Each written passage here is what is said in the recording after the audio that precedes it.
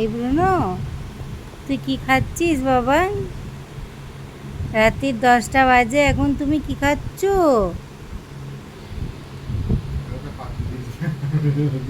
কি খাচ্ছ বাবাই? এবার দেখাও কি খাচ্ছ, দেখাও এবার কি খাচ্ছ, বলো কি খাচ্ছ?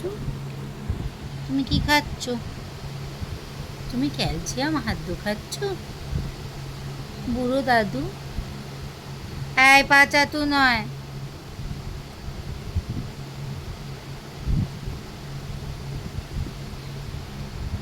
ক্যালসিয়াম হাদ্দু খাচ্ছ বাবাই?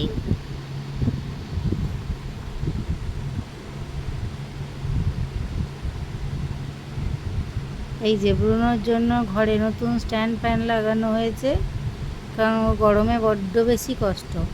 মহারাজ মাথায় একটা ফ্যান, আর এদিকে সামনে একটা হাই স্পিডের ফ্যান নিয়ে শুয়ে থাকেন।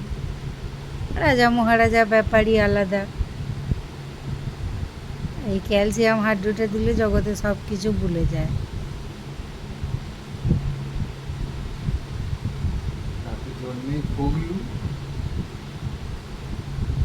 বুনো, খেয়ে দিয়ে নিবি, দিয়ে ওর সাথে একটু কুস্তি করে নিবি তো বাবা।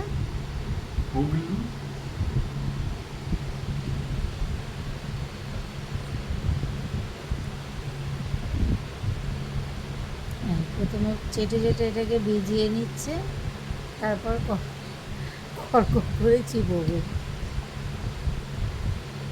এগুলো দিলে এদের দাঁতের মাড়ি শক্ত হয়, চোয়াল শক্ত হয়, দাঁতের জোর বাড়ে, এমনকি দাঁতের সাইডগুলোতে যে ময়লাগুলো জমে থাকে সেগুলোও পরিষ্কার হয়ে যায়।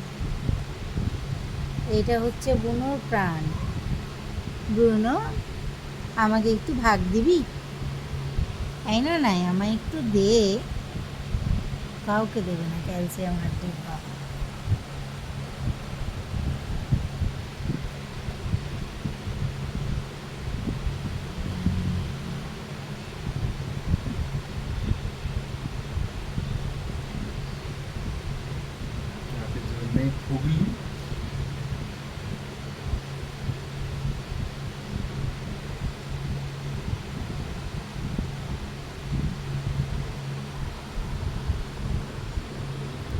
এই বাবাই, তুই কি খাচ্ছিস?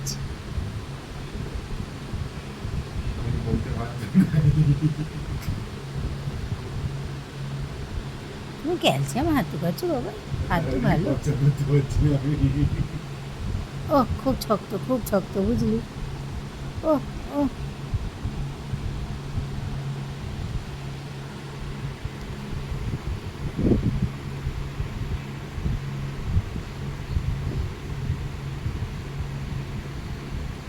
এই ক্যালসিয়াম হাড্ডি চিবিলে এদের হজম ক্ষমতাটাও খুব বাড়ে। এর অনেক গুণ। আমরা ব্রুনোকে এটা বলি, ব্রুনো তোর 12 কেজি মুগ্গু হাড্ডু এসে গেছে। মনো তাই বিশ্বাস করে। ও তো আর জানে না 12 কেজি ঝিমকেন হয় না। ও মনে করে দাদা দিদি বলছে যখন, নিশ্চয়ই হয়। হ্যাঁ, পরম আনন্দে চেবোচ্ছে। মনো, আমিও তোর মতো এরকম মাথানের হাত দিচ্ছি ভাই। কি কি অ্যাপ প্যাপ?